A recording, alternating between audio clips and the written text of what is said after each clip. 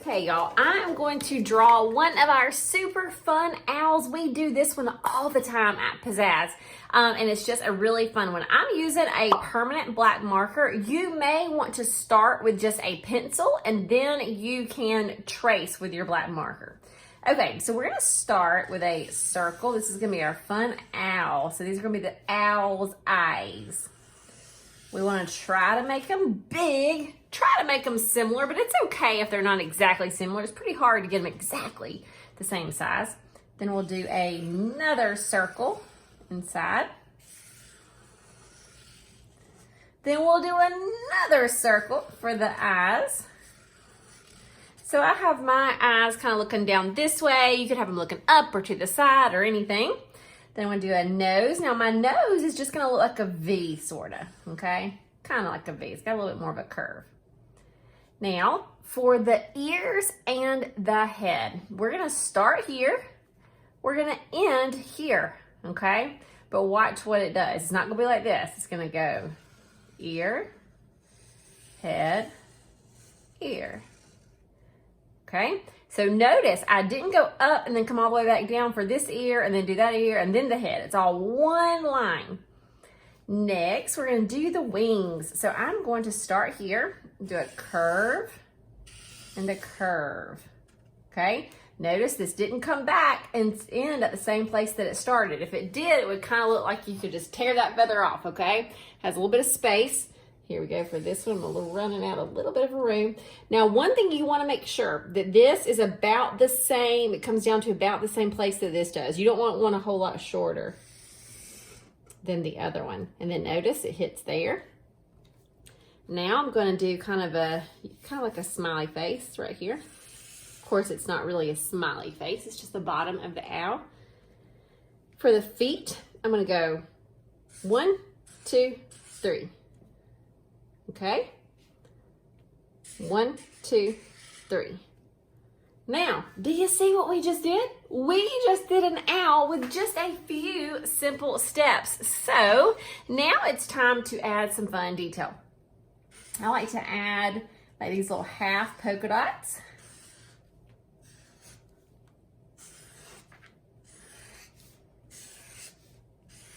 And then I also like to add in the belly kind of you, all the way across, just for this kind of feathery look.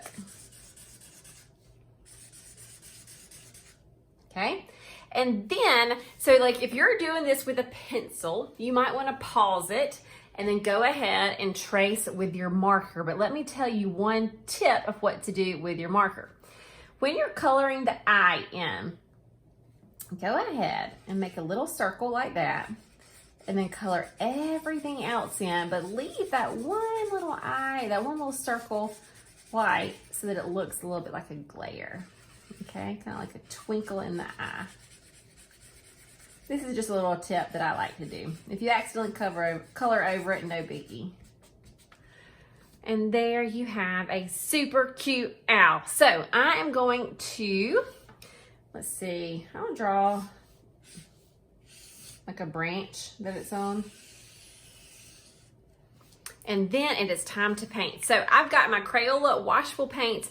I also have my Crayola super tips. I might use a combination of the two, and we're just gonna have fun with it. So I'll start with some yellow. I mean, honestly, at this point, you just put color in wherever you want it, okay? It is all up to you. Let's see, maybe here.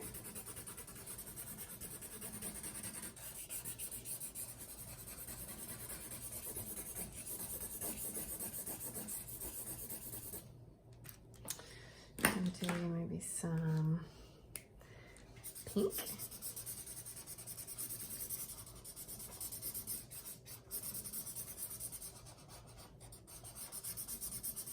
You probably know by now, this is one of our favorite techniques, to grab washable markers, to doodle all over some watercolor paper, and then to turn them to watercolor. It's really fun.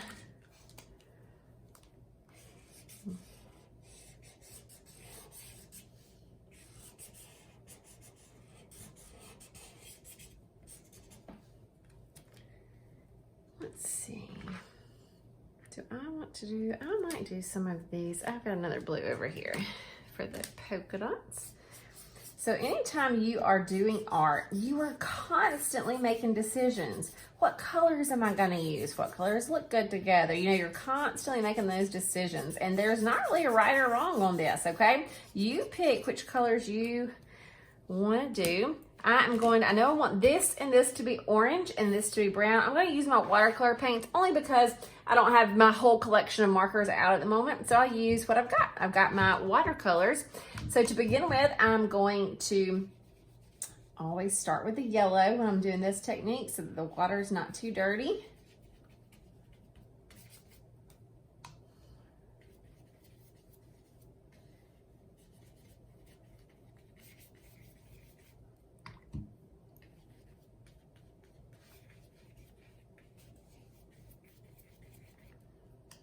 Then I'll go to the next lightest color, which is going to be that pink. I'm going to be real careful right here not to let it touch that blue if I can help it. Sometimes it's hard not to, but if I can help it, I'm going to try not to touch the blue because I know they'll kind of mix together.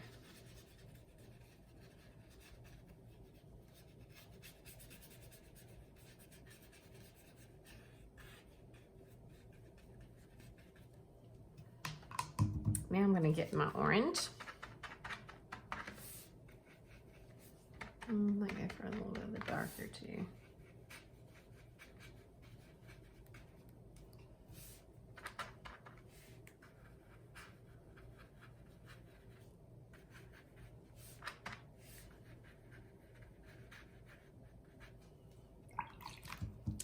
Do my blue. It's really calming just to paint and just to watch colors kind of move around on your page. Art is so good for so many reasons, like we talked about before. It definitely helps with your problem solving and you're having to constantly make decisions, so it helps as a decision maker, but it also just kind of calms you a little bit, relaxes you a little bit. If there's any anxiety, sometimes I see that it kind of lifts that for me.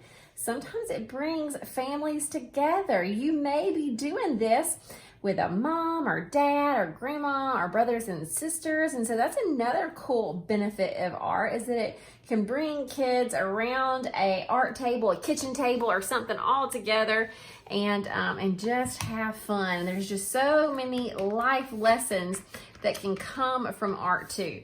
So one of them being, if you make a mistake, do you like give up and never try again? No way. You keep on going. It's what we call, there's a great book called Beautiful Oops. If you hadn't read it, I highly recommend it. We read it in our art studio all the time. And the whole book is about just oopses that people make. And like with art, with a torn paper or something spilt or something like that, but how if you get creative, you can turn it into a beautiful oops. So that's just one of the many life lessons that you can learn from sitting around and creating art together. Let's see. I totally want to do something else. What do I want to do? See, here we go. Decisions. I gotta think. All right, I haven't used the green, so I think I'm gonna use the green. And I know I already have polka dots, but I really want some more polka dots. And just, you know, just a little fun, something in the background.